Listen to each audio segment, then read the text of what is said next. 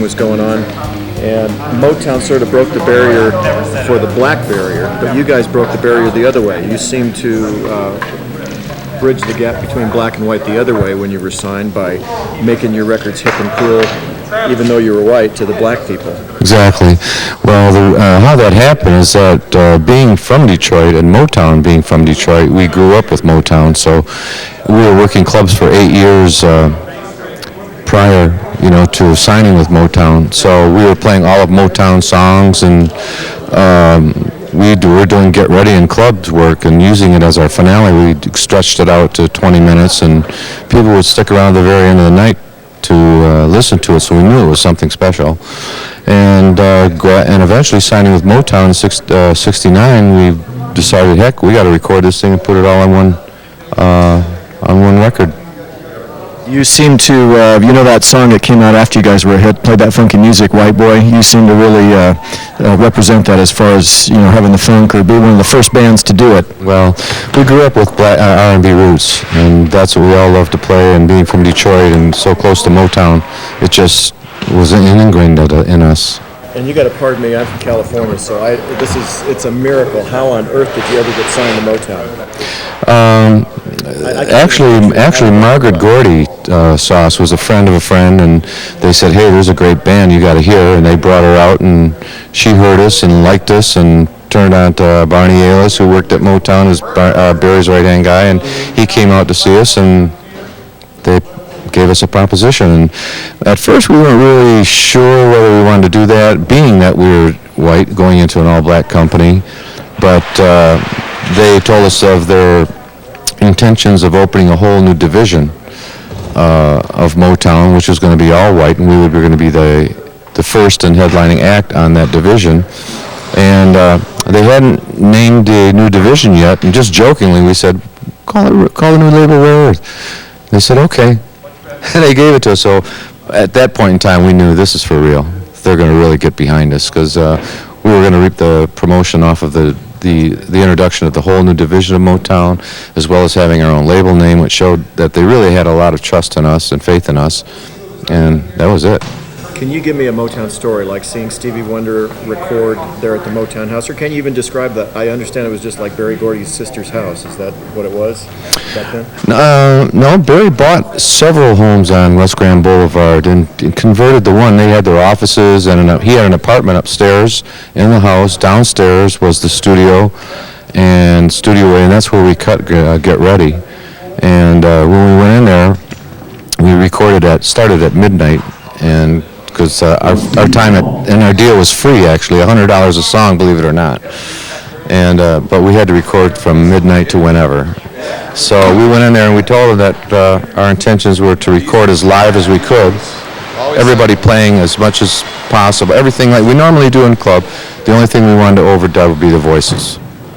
And they couldn't believe that, because that's not the format that they used at all. They would, do instrumentals, bring in vocalists, and do piece by piece, and we felt if we all played at once on our records, it would have more of the live feel that we were used to, rather than piecing it together.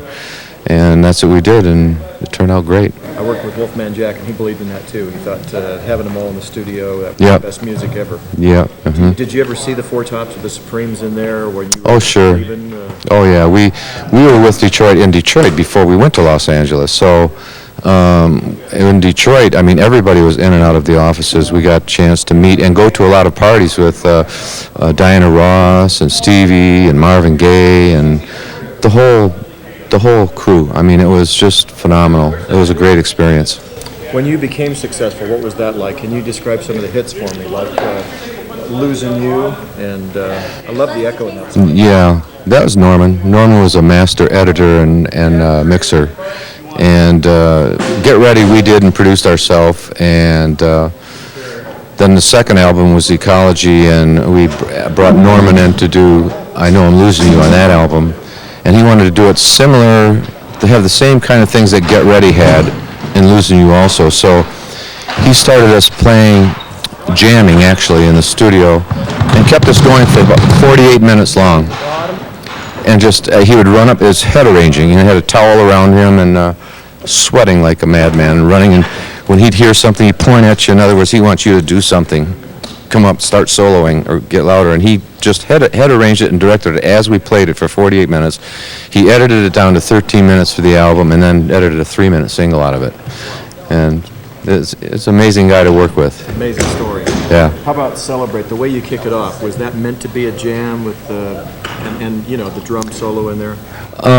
No, Celebrate is another thing. We were going into the studio one night in Detroit to record another song. And in this studio, they had writers' booths. They had about 6 or 7 rooms with pianos in them where there's just writers would sit in there and they'd just write all day, every day. And we walked into the studio at midnight one night to record something, and a couple of the writers, Dino Frakaris and Nick Zissis, who wrote I Just Want to Celebrate, Hey Big Brother, and many other hits, came running out and said, hey, check this song out. We just finished the song. See what you think of it. And they took us in the room and they banged out Celebrate on the piano, and we fell in love with it right away. We go, oh, man, that's a hit. We love that thing. So we changed our plans, scrapped all of our notes of what we were going to do, and went in and recorded Celebrate, started it at midnight and finished it at 8 in the morning, complete, vocals, everything. And it happened quick. And when they happen quick like that, usually they're hits. How about Hey Big Brother? One of my favorites just because of the guitar lick in it. That was also written by Nick and Dino, and they played that tune for us, and we loved that tune. And I can't really remember too much about the recording of it. It was very easy, came together easy. We've definitely found out that the songs that come together easy and they're more like automatic than they have it right there, right in the beginning, and it's just not something you have to labor with and do take after take after take after take, and you wind up using the first take that you started with. You know, generally that's the way it works in the studio. Now, we were talking to you on the radio about the California Jam. So can you describe what that was like, being the opening band for the very first California Jam? It was awesome, and get your heart pumping. The adrenaline was pumping, I'm telling you, because you get up on stage and you look at all you can see is heads as far as you can see. And it's undescribable. It was just awesome, and it was a thrill, a real thrill. And a thrill and feel so privileged to even be on that show, to be there, considered one of the top groups, you know, and it was wonderful. What about now? What are your audiences like now? Do you get a mixture of the old crowd and the new, the parents bringing their children or college kids? We do a lot of fairs and festivals, outdoor things with, and where it's baby boomers generally come with their children also, and we wind up getting both of them. You know, the parents are grooving and having a good time and loving the songs from the past, and then their kids are up there jamming with it too, and that really makes us smile, because to see a generation come together with music that they both like is really nice, because most of the times the kids hate what their parents hated, you know. So that was really nice, and it's still happening today. Our audiences in Europe, surprisingly, are younger. They're, I would say, from 18 to 25, 30 years old, basically. And I think it comes down from hand-me-down records over there, but they really love American classic rock groups in Europe. They really do. More so than I think, here. Any future projects or any of your songs that you know of that's going to be used on movie soundtracks or anything like that? Well, there have been quite a bit. Celebrate was used in I forgot the name of this song. What was the movie with George Clooney and the big wave? I'm trying to think. With that huge wave, the big storm or something like that. Yeah, they used Celebrate in that, and they've used the songs in quite a few movies, which is great. You know, I love to see it. You know. When you were performing in the 70s, some of the acts that you worked with, like Motown, did you work with Tina Turner too, and some of the others like Creedence Clearwater Revival? We've worked pretty much with almost everybody at one time or another. There aren't too many I can think of that we didn't. So it's been 35 years of playing with all of the great people, and still running across them now and then on the road after seeing them and not seeing them for so long. So it's great reunions a lot, you know. So. We've done a lot of stuff with Three Dog Night and Chicago, Blood, Sweat, and Tears, a lot of stuff with Blood, Sweat, and Tears, and the list goes on. I mean, it's Guess Who, BTO, and a lot of great groups.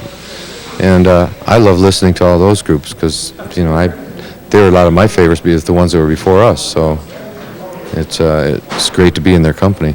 Now, one last question. I want to get your own take on this because, again, going back to the beginning of the black-white thing, and then when you came out, the Beatles had broken up, and it kind of opened the door for a lot of acts like yourself. What's your own take on that? At the time you came on the scene, obviously it was a tense time, but what's your take on how you guys just came along really at the right time? It seems to me like it.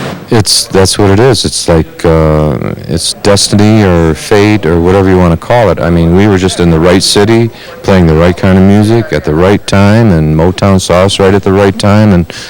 And I have a lot of friends in Detroit that are great musicians, and I knew a lot of really good bands that never made it just because they didn't have those the blessings happen to them. And that happens a lot in this business. And you can have a great band, and if you don't have that little bit of luck going on your side or blessings, whatever you want to call it, you might never be known of, or except locally of wherever you work. But it was just amazing. It amazed me. It's just I thank the Lord for it every day that I even got a chance to do it. Anything else I didn't ask you that I should have, or that you want to add? Not that I can think of. All right. Thank you so much for your time. Thank you. Honored to meet you. Oh, my pleasure. Thank you. Thank you.